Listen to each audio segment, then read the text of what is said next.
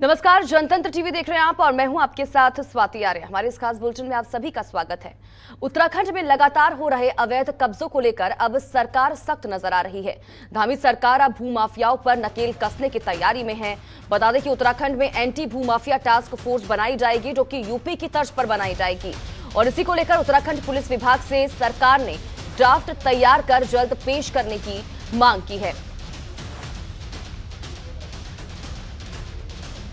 बड़ी और अहम जानकारी आपके टीवी स्क्रीन पर। देहरादून से भूमाफियाओं पर नकेल कसेगी अब धामी सरकार।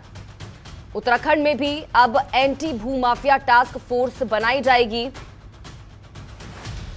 यूपी की तर्ज पर ये टास्क फोर्स बनाई जाएगी और इसी को लेकर आपको बता दें कि उत्तराखंड पुलिस विभाग से सरकार ने ड्राफ्ट तैयार कर जल्द पेश करने की भी मांग की है।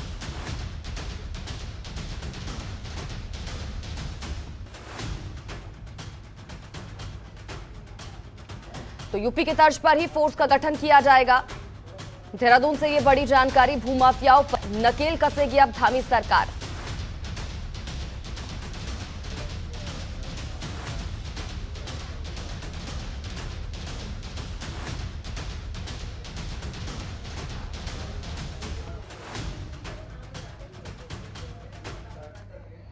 और वहीं जो बोले सो निहाल के जयकारों के साथ श्री हेमकुंड साहिब के कपाट विधि विधान से खोल दिए गए। पंच प्यारों की अगुवाई में 5000 श्रद्धालु इस क्षण के साक्षी बने। करीब 9 बजे पंच प्यारों की अगुवाई में गुरु ग्रंथ साहिब को दरबार साहिब में लाया गया। तो वहीं पवित्र सरोवर में श्रद्धालुओं ने स्नान किया और शबद कीर्तन के बाद दोपहर में 12:30 बजे हेमकुंड साहिब में इस साल की पहली अरदास हुई। बता दें कि इस साल हर रोज 5000 श्रद्धालु हेमकुंड साहिब के दर्शन कर सकेंगे। इस यात्रा में आने वाले सभी यात्री ऑनलाइन और ऑफलाइन दोनों तरह से अपना रजिस्ट्रेशन करवा सकते हैं और ये सभी के लिए अनिवार्य होगा। वहीं जिला पुलिस ने भी हेमकुंड साहिब आने वाले सभी श्रद्धालुओं के लिए सुरक्षा के पुख्ता इंतजाम किए हैं। साथ ही हेमकुंड साहिब मार्ग के मुख्य पड़ाव भ्यूंडार और इसी के साथ ही घाघरिया में एसडीआरएफ तैनात की गई है। वहीं कपाट खुलने के अवसर पर मुख्यमंत्री पुष्कर सिंह धामी ने भी ट्वीट कर देश और प्रदेश से आने वाले सभी श्रद्धालुओं का हार्दिक स्वागत किया। तो देखिए, ये ट्वीट सीएम पुष्कर सिंह धामी की तरफ से किया गया है। आज श्री हेमकुंड साहिब जी के कपाट खोले गए हैं। मैं देश और विदेश से भी श्री हेमकुंड साहिब जी की यात्रा में आने वाले सभी श्रद्धालुओं का हार्दिक स्वागत एवं अभिनंदन करता हूं। हेमकुंड साहिब के कपाट खुलने पर सीएम पुष्कर सिंह धामी की तरफ से देश और प्रदेश वासियों को शुभकामनाएं दी गई हैं।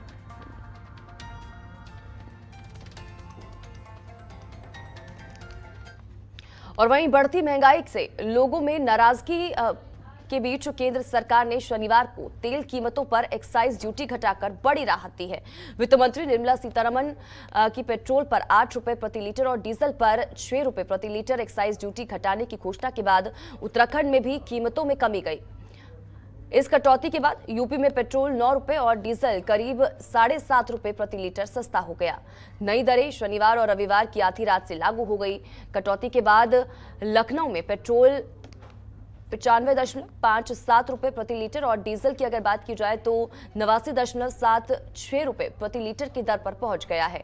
तो वहीं पेट्रोल और डीजल के दामों में बड़ी कटौती और उज्ज्वला योजना के लाभार्थियों को एलपीजी सिलेंडर पर 200 रुपए प्रति सिलेंडर सब्सिडी देने के निर्णय पर मुख्यमंत्री पुष्कर सिंह धामी ने प्रधानमंत्री नरेंद्र मोदी का प्रदेशवासियों की ओर से आभार जताया है।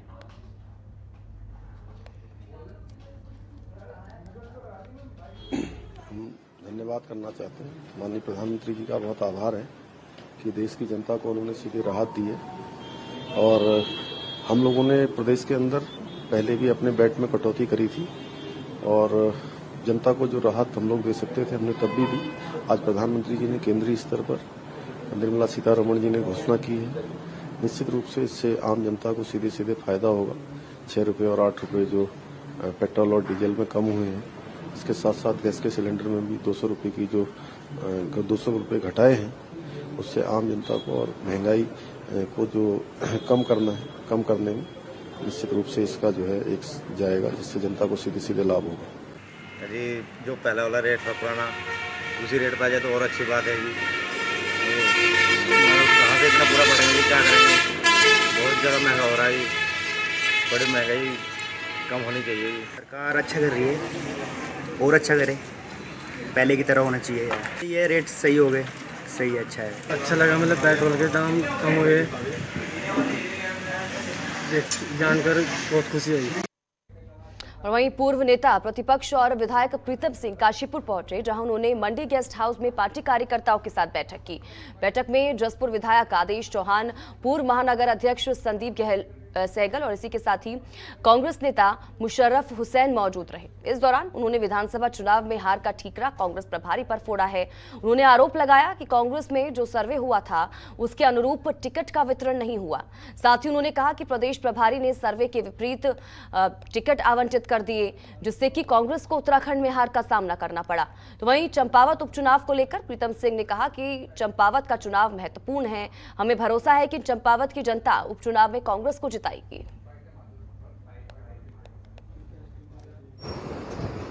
ऐसा लग रहा था, ऐसा प्रतीत हो रहा था कि कांग्रेस प्रदेश के अंदर सरकार बनाने जा रही है,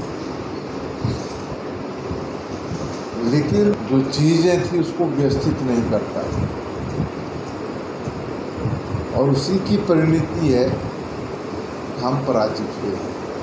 काशीपुर में सर्वे भी हुआ और सर्वे में भी जो बातें उभर करके आई उसके अनुरूप जो है टिकट वितरण का कार्य नहीं हो पाया और प्रदेश प्रभारी जी द्वारा जो है यहाँ काशीपुर में ऐन वक्त पर जो है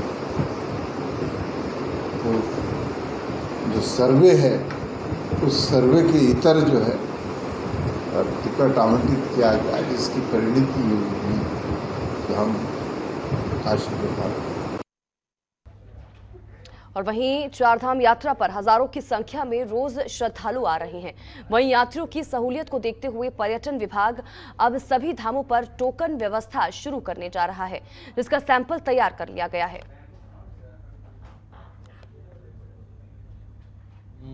और मुख्य सचिव महोदय जब भ्रमण के लिए गए थे उस समय मुख्य सचिव महोदय द्वारा एक निर्देश दिए गए हैं कि हम लोग उसके लिए यात्रियों के लिए वो सुविधा प्रदान करें।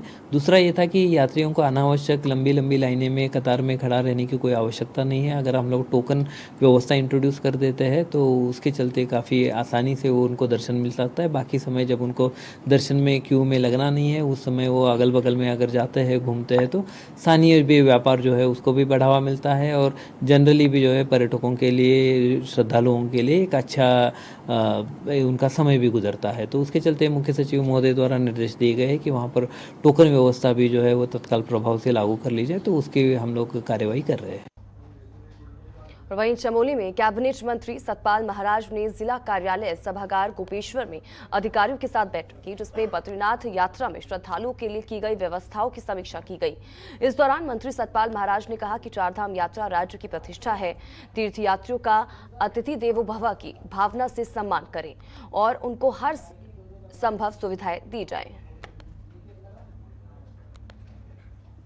हूँ मैं पूरी समस्या यहाँ की मैं जानता हूँ और उसके अनुरूप हम लोग काम भी कर रहे हैं। और आपने देखा होगा कि रास्ते में भी इतना हमारा होम स्टे बन गए हैं, होटल्स बन गए हैं, यात्रियों के रहने के स्थान बन गए हैं, पर उसके साथ साथ हमारी ऑल वेदर रोड भी बन गई है। तो बहुत जल्दी ही यात्री यहाँ आ रहा है, तेजी से आ रहा है और क्लाइमेटाइजेशन नहीं होता है। तो ऐसी स्थिति के अंदर अभी आग्रह करेंगे कि आप रुक रुक के आएँ। और भी हमने डाइवर्सिफाई किया है, हमारे यहाँ हमने शाक्त सर्किट बनाए हैं, शैव सर्किट बनाए हैं, वैष्णव सर्किट बनाए हैं। उर्गम वैली में जाइए आप, यहाँ पर हमारे थराली के अंदर जाइए, और भी जो बहुत से स्थान हैं वहाँ आप जाकर के देखेंगे तो आपको बहुत सुलभ वो जगह मिलेंगी, आपको आर्थिक धार्मिक लाभ भी मिलेगा। तो मैं ये समझता हूँ कि डाइवर्सिफाई हमें करना चाहिए। पंचबद्री, पंचकेदार, पंचतीर्थ हमारे यहाँ पर हैं, तो वहाँ भी हम जाएंगे तो निश्चित रूप में पर्यटकों को और भी लाभ। और वहीं चारधाम यात्रा के लिए की गई व्यवस्थाओं पर जिलाधिकारी डॉक्टर आर राजेश कुमार लगातार अपनी नजर बनाए हुए हैं और इसी कड़ी में जिलाधिकारी ने ऋषिकेश की व्यवस्थाओं का भी निरीक्षण किया। निरीक्षण के दौरान जिलाधिकारी ने यात्रा रूट और ट्रैफिक व्यवस्था, इसी के साथ ही सफाई व्यवस्था, कूड़ा निस्तारण, डंपिंग जोन, चारधाम यात्रा के लिए चिन्हित और कार्यशील पार्किंग स्थल के बारे में जानकारी ली। जिलाधिकारी ने चारधाम यात्रा में यात्रियों को आ रही परेशानी को लेकर अधिकारियों को जरूरी निर्देश भी दिए। चारधाम यात्रा में जो व्यवस्थाएं चल रही हैं उसका मैंने जायज़ा लिया ऋषिकेश में और ISBT विज़िट किया और जो भद्रकाली वाला जो बॉर्डर है वहाँ पे भी मैं गया और जो व्यवस्थाएं हैं वो देखी और कुछ मैंने इंस्ट्रक्शंस पास ऑन किए हैं। जो एथिक्स कंपनी है जो रजिस्ट्रेशन करवा रही हैं तो उनको भी मैंने रिक्वेस्ट किया है कि भीड़ को कम करने के लिए और फास्ट ट्रैक करने के लिए अगर कोई ग्रुप आता है, एक साथ आता है, तो हम लोग उनका जो आधार कार्ड है उसके बेसिस पे एक साथ उनकी रजिस्ट्री कर दें ताकि भीड़ की भी स्थिति डेवलप ना हो और हम फास्ट ट्रैक तरीके से लोगों को चारधाम यात्रा भेजना जो है सुनिश्चित करें। और वहीं यमुनोत्री धाम में यात्रियों के फंसे होने के मामले में उत्तराखंड के DGP अशोक कुमार का बयान सामने आया। उन्होंने कहा कि रास्ता टूटने की वजह से एक दिन के लिए परेशानी हुई थी, लेकिन अब रास्ते पर काम चल रहा है और छोटी गाड़ियां अभी भेजी जा रही हैं। इसके साथ ही प्रशासन की ओर से तैनात की गई शटल टैक्सी की सहायता से बस से यात्रियों को भी भेजा जा रहा है।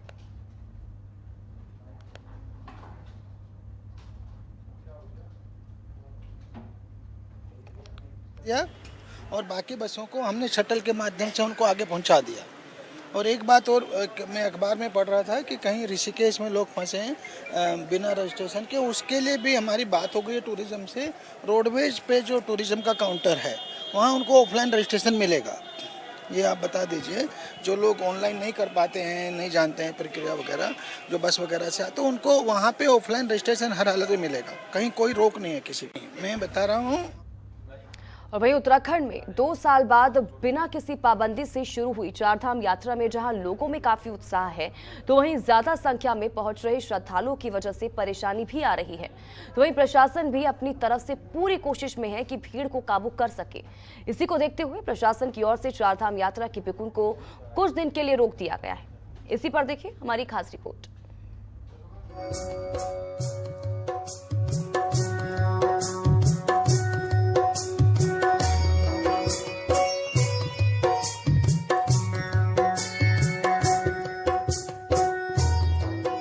हिंदू धर्म में चारधाम यात्रा का क्या महत्व है, उससे हर कोई वाकिफ है। उत्तराखंड में 2 साल बाद बिना किसी पाबंदी के शुरू हुई चारधाम यात्रा में श्रद्धालुओं का ऐसा रेला उमड़ रहा है। चारों धामों में तिल रखने की जगह भी नहीं बच रही है। हर रोज बड़ी संख्या में यात्री चारधाम यात्रा के लिए आ रहे हैं, जिसकी वजह से यात्रा के लिए पंजीकरण स्लॉट फुल हो चुके हैं। बद्रीनाथ धाम में जहां 26 मई तक स्लॉट बुक हो चुका है, तो वहीं दूसरे धामों के लिए 16 जून तक स्लॉट फुल हो गए हैं। ऐसे में देश के कोने कोने से आए श्रद्धालुओं को परेशानी का सामना भी करना पड़ रहा है। वहीं हरिद्वार जिला पर्यटन अधिकारी सुरेश यादव का कहना है कि चारधाम यात्रा में कई प्रदेश से यात्री आ रहे हैं। इस बार सरकार ने चारधाम यात्रा के लिए निःशुल्क पंजीकरण की व्यवस्था शुरू की है, जिस वजह से ज्यादा भीड़ उमड़ रही है। इतने ज़्यादा पंजीकरण ऑनलाइन किए जा चुके हैं कि वर्तमान में स्थिति ये है कि 26 तारीख तक के स्लॉट बद्रीनाथ के बुक हैं और 27 से बद्रीनाथ के कुछ स्लॉट बचे हुए हैं। शेष जो 3 धाम हैं उनके अगर पूरे धाम का कोई जाना चाहता है तो 14 जून तक के बाद ही स्लॉट मिल रहे हैं। देश के अलग अलग राज्यों से आए यात्री स्लॉट बुक होने की वजह से परेशान हो रहे हैं। यात्रियों का कहना है कि जब यात्रा शुरू हुई थी तो प्रचार किया जा रहा था कि उत्तराखंड सरकार चारधाम यात्रियों को पूरी तरह से सपोर्ट करेगी, लेकिन यहाँ पर सरकार की तरफ से कोई भी सपोर्ट नहीं मिल रहा है। उनका सारा बजट बिगड़ गया है। उन्होंने सरकार से इस स्थिति से निपटने के लिए कुछ करने की मांग की है। पता चला था कि वहाँ राही होटल में रजिस्ट्रेशन हो जाता है तत्काल, तो हम लोग अभी ट्रेन से उतरे तो यहाँ आए थे, यहाँ स्लॉट बुक है।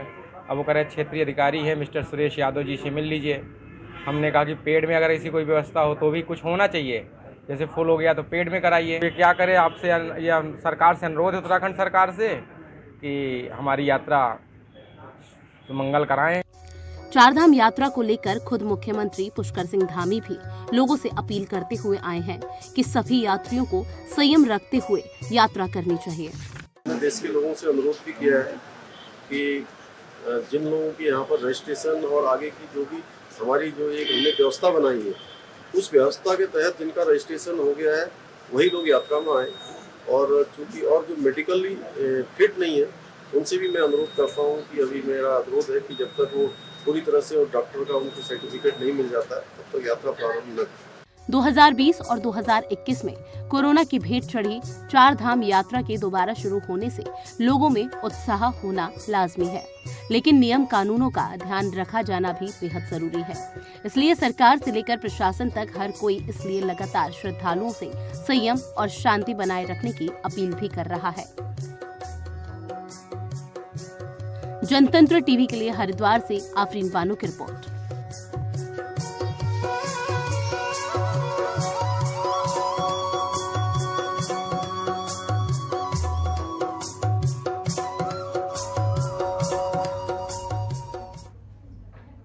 और वहीं उत्तराखंड कांग्रेस के विधायक हरीश धामी अब खुद को कांग्रेस के नेता नहीं मानते हैं। विधायक हरीश धामी ने कहा कि पार्टी के वरिष्ठ नेता पार्टी को छोड़ चुके हैं, जिस पर पार्टी के नेताओं को अपना स्टेटमेंट देना चाहिए। देखिए, ये सवाल आप अगर प्रदेश अध्यक्ष से या फिर कांग्रेस के जो जिम्मेदार पदों पे हैं उनसे पूछे तो बेहतरीन होगा। मैंने पहले ही बता दिया कि क्या है क्या नहीं है, बाकी जो कार्रवाई करनी कांग्रेस करे। मैं अभी अपने आप को कांग्रेस में नहीं समझता। मैंने जिस दिन ऐलान किया तो मैं उस दिन से अपने आप को कांग्रेस से बाहर महसूस। वहीं टिहरी जिले के नरेंद्रनगर विधानसभा के गजा पहुंचे प्रदेश के वन मंत्री सुबोध उनियाल। इस दौरान उन्होंने बताया कि वनाग्नि की घटनाओं पर काबू पाने के लिए पहली बार नवाचार प्रयोग के तौर पर एक्टिव कमेटियों का गठन किया जा रहा है, जिसमें जिलाधिकारी की अध्यक्षता में जिले में कमेटी का गठन कर दिया गया है। जिलाधिकारी को शामिल करने से रेवेन्यू डिपार्टमेंट की भूमिका भी अहम और महत्वपूर्ण होगी। बड़ी कृपा हुई है और निश्चित रूप से इस वर्ष हम लोगों ने वनाग्नि में आपने देखा होगा पहली बार ऐसे नवाचार किए जो नए इनोवेटिव में जो काम किया, जिसमें पहली बार जिलाधिकारी को इन्वॉल्व किया गया है। जिलाधिकारी की अध्यक्षता में भी जिले में समिति बनी है जिससे दो फायदे हुए। एक तो तात्कालिक अगर फंड की और मैन पावर की आवश्यकता थी तो वो भी हमको उपलब्ध हुआ, साथ ही साथ जो जिलाधिकारी के इन्वॉल्व होने से रेवेन्यू डिपार्टमेंट का स्वतः ही इसमें इन्वॉल्वमेंट हो गया। और इसके अलावा जो हम लोगों ने दूरगामी जो एक सोच बनाई है कि हर ग्राम सभा में राज्य की फॉरेस्ट फायर मैनेजमेंट कमेटी बना रहे हैं, जिसमें ग्राम प्रधान जिसका अध्यक्ष होगा, उसमें वन पंचायत के सरपंच, युवक मंगल दल, और महिला मंगल दलों के प्रतिनिधि, और इसके अलावा फॉरेस्ट डिपार्टमेंट और रेवेन्यू डिपार्टमेंट के कर्मचारी भी उसमें शामिल होंगे, ताकि गाँव लोगों को ये भी महसूस हो कि हमारी भी जिम्मेदारी है। और तीसरा, कम्युनिटी इन्वॉल्वमेंट। बिना जनता के पार्टिसिपेशन के हम फॉरेस्ट फायर पर बहुत ज़्यादा कंट्रोल नहीं कर सकते। और वहीं चंपावत उपचुनाव को लेकर बीजेपी के नेताओं को पूरा भरोसा है कि इस चुनाव में मुख्यमंत्री पुष्कर सिंह धामी बड़ी जीत हासिल करेंगे।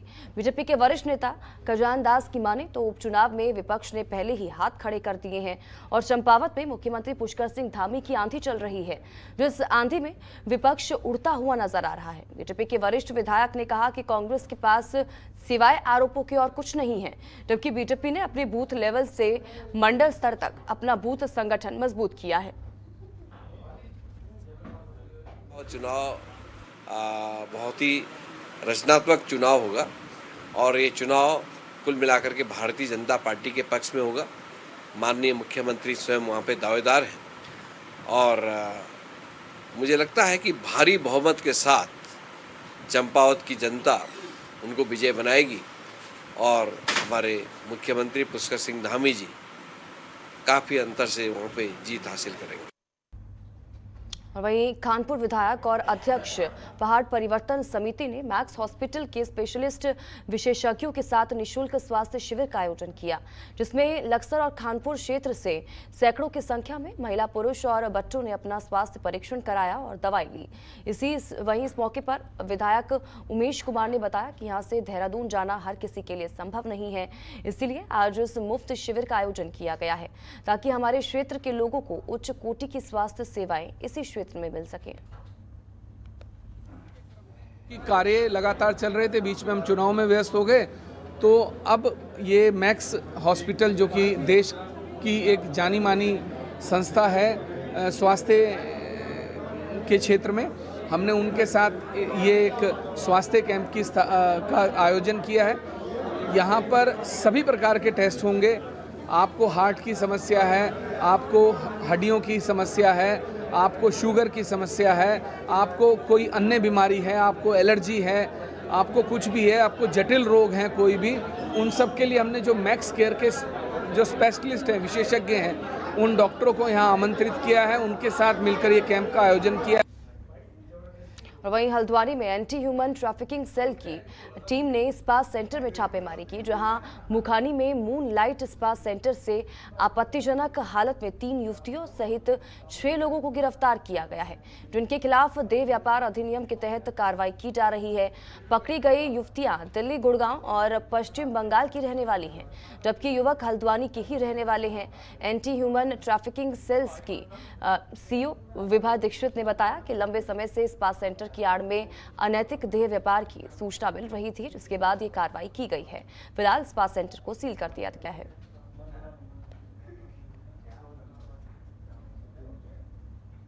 बेसिकली हमारी जो एंटी ह्यूमन ट्रैफिकिंग यूनिट है उसके द्वारा ये कार्रवाई करी गई है। हमें सूचना मिली थी जिस पे कार्रवाई हुई मूनलाइट स्पा सेंटर में, जो मुखानी क्षेत्र में है। इसमें हम लोगों ने 6 लोगों को पकड़ा है, जिनमें 3 लड़कियां हैं और 3 लड़के हैं। और ये जो युवतियां हैं ये दिल्ली से हैं, गुरुग्राम से हैं और बंगाल से हैं। और वहीं हरिद्वार में के पेंटागन मॉल के कैप्टन बार में भीषण आग लग गई। बता दें कि आग लगने का कारण अभी तक साफ नहीं हो पाया है। सूचना मिलने पर पहुंची दमकल विभाग की टीम ने आग पर काबू पाया। फायर विभाग के सीओ नरेंद्र सिंह कुंवर ने जानकारी देते हुए बताया कि आग लगने की सूचना मिलने पर दमकल विभाग की टीम मौके पर पहुंच गई, जहां घंटों की कड़ी मशक्कत के बाद आग पर काबू पाया गया। सूचना मिली थी एमडीटी पे, मैंने भी संज्ञान लिया था। तुरंत हमारी 3 गाड़ियाँ मूवमेंट हो गई और लगभग 1 घंटे में काबू कर दिया गया। उनका आकलन इनके सीए के द्वारा जो दिया जाएगा उसको देखते हुए बाद में उसका आग लगने के कारण अभी स्पष्ट नहीं हो पाया। इनका डीवीआर जो अंदर लगे थे सीसीटीवी कैमरा, उसको मैंने ले लिया है। उसके बाद उसको देख के लगेगा कि क्या है। और बुलेटिन में फिलहाल इतना ही। आप बन रहे हमारे साथ। नमस्कार। खबरों के निष्पक्ष विश्लेषण के लिए सब्सक्राइब करें जनतंत्र TV and press the bell icon. Never miss any update.